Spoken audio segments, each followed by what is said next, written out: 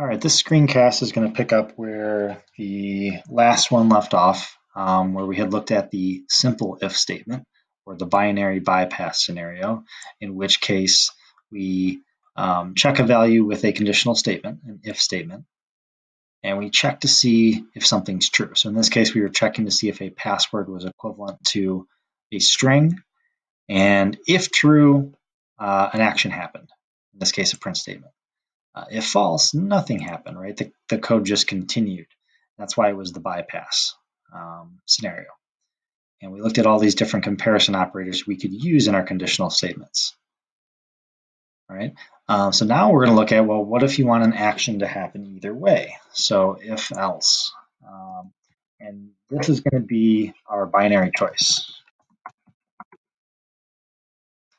from the flowcharts. So in this case, we're going to see, well, if a block or a block will execute if a condition is true, and then a block will execute if a condition is false or else, right? Otherwise. And we're going to look at the same example we looked at before, where we're going to ask for a password. So we're going to do a little password program again. So password, getting from user input, we're going to ask them to enter a password.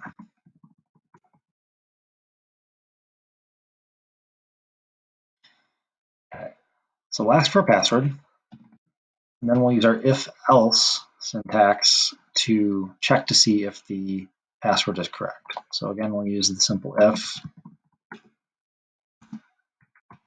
check for the same thing we did before. We'll say the password is NNHS.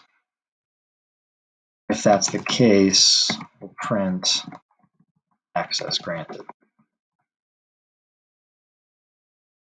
But if we want something to happen, if it's false, maybe we want to tell them that they didn't get it correct, we need an else to do that. So in this case, we'll say access denied. And you'll notice the syntax for an else statement is just this keyword else followed by a colon, right? And you will never have an expression after this else keyword. Else is always on its own. It's the alternate scenario to whatever comes before it. All right, so let's look at that. If we were to run it, this is the one from before, so let me just press enter there. All right, so enter password. So if I say NNHS, the program says access granted. Other scenario is if we get it wrong, say secret, not correct, access is denied. All right, so something happens in the other scenario. All right, so for a challenge here, see if you can try a coin flip challenge. So you're going to create a coin flip simulator. It's going to randomly flip a coin to be either heads or tails. And then if it's heads, it'll print heads. And if it's tails, it'll print tails. So go ahead and pause the video and give that a shot.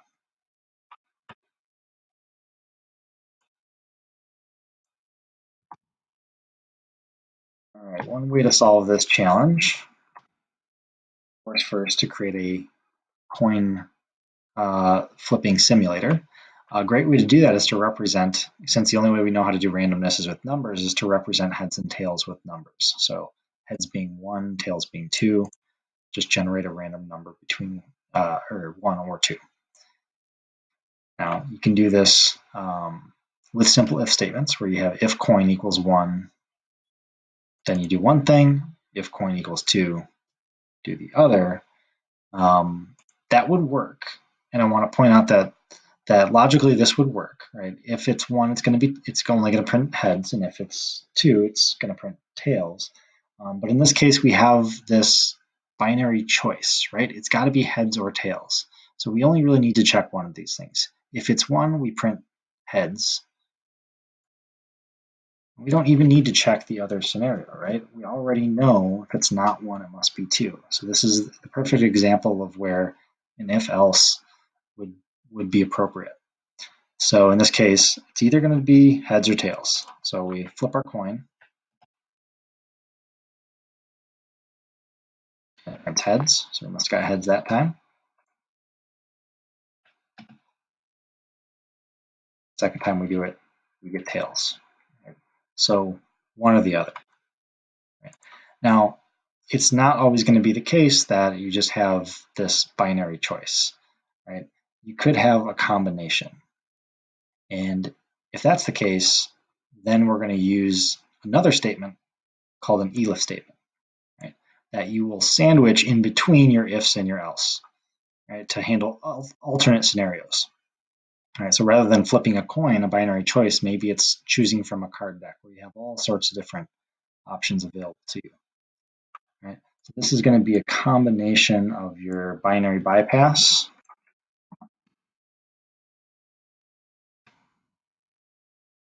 and binary choice.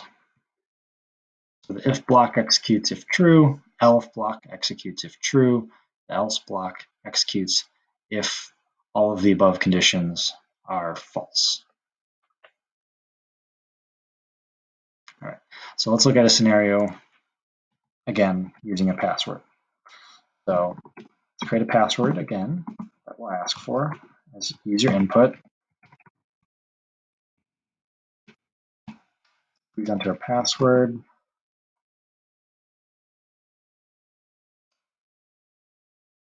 And now we'll create maybe multiple different checks for this password. So we can check if this password is NHS. If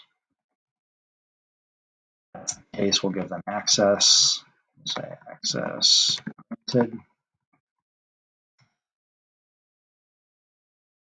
And then we're going to chain onto our if-elif statements to check for other things. So we could say if password, let's maybe say we didn't handle for case and we want to check for the different cases that the user might enter. So maybe they do all caps.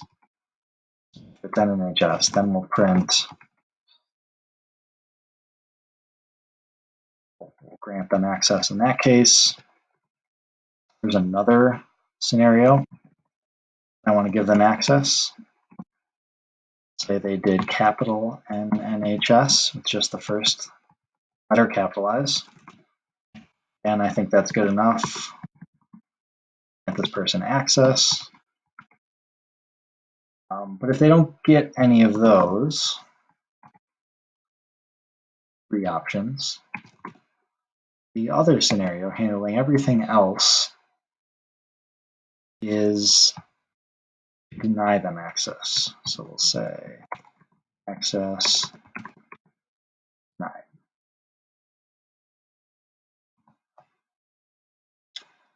I'm going to add some line characters to make the output look a little nicer here.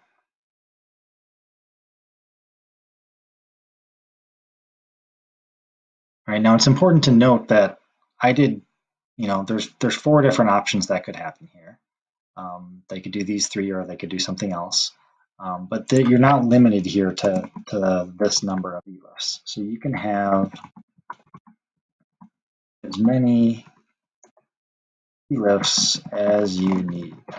Right? So as many scenarios as you want to check for, you can keep on checking. Right? So let's run this and check it out.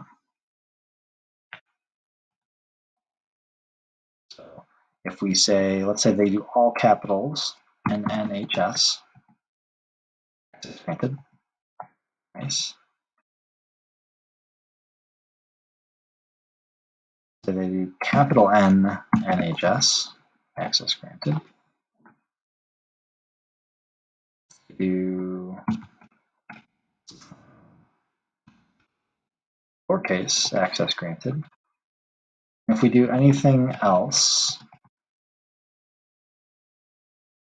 access denied. Okay.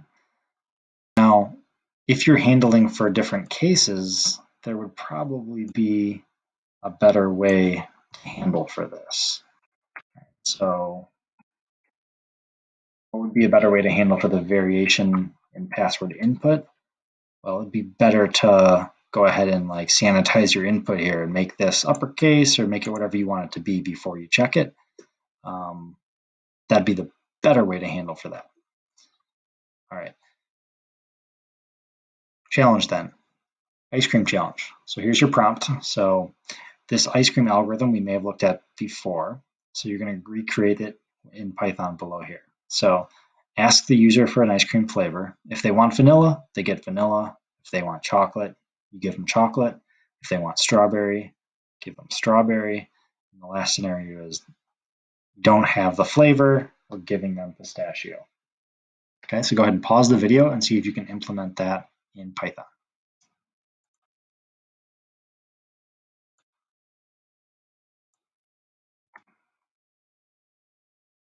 All right, welcome back. Solution to that problem, similar to the one above, getting input from the user. Again, we're going to handle that input so we know what to expect first here. So we'll convert that into title format. And then we'll check all the various flavors that this ice cream shop has. So they have vanilla, and if the user chooses vanilla, they get vanilla. If chocolate, they get chocolate. If strawberry, they get strawberry. And finally, if they didn't choose any of those, then they get pistachio.